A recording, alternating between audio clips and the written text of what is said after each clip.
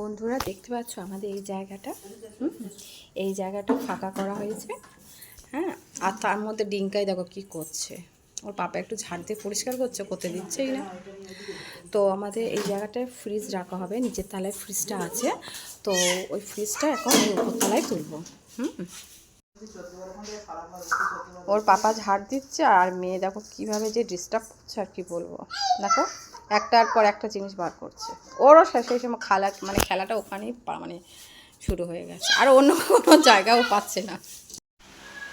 এই যে বর আমরা তিনজনে মিলে তুলে এনেছি, বর একটু সমান করে বসিয়ে দিচ্ছে।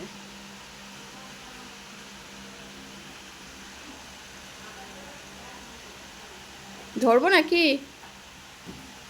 না, হয়ে গেছে। উফ বাবা, একটুখানি তুলে আনতে পুরো ঘামিয়ে গেছে আমার বরের পিঠ, দেখো চকচক করছে ঘামিতে।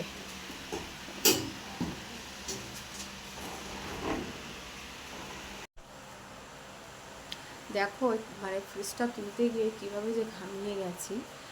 আর আমরা আমি, আমার বর আর শাশুড়ি মা তিনজন মিলে ফ্রিজটা তুলছিলাম। তো যাই হোক, তাই ভিডিও করতে পারিনি, তাই তোমাদেরকে ওটা দেখাতে পারলাম না। ফ্রিজটা উঠে গেছে সেটা তোমাদেরকে দেখালাম। আর আমার বর তো সেট করেই ফেলেছে ফ্রিজটা, কি বলে, জল দিয়ে মোছা হয়েছে না, তো ওর জন্য ফ্রিজটা বডি হয়ে গেছে, ফ্রিজে হাত দিলেই কারেন্ট লাগছে, ঠিক আছে। তো ওর জন্য এখন আপাতত প্লাগটা খুলে রাখা হয়েছে, একটু শুকিয়ে গেলে তারপর আবার প্লাগটা লাগানো হবে। আরে আমার বর আবার কি কারুকার্য করছে, এই যে উপরে তুলছে। অ্যাকচুয়াল ব্যাপারটা হচ্ছে কি, ঘরে পয়েন্ট না থাকলে যা হয়, সুইচ বোর্ডগুলো নেই, তো ওর জন্য এতটাই অসুবিধা।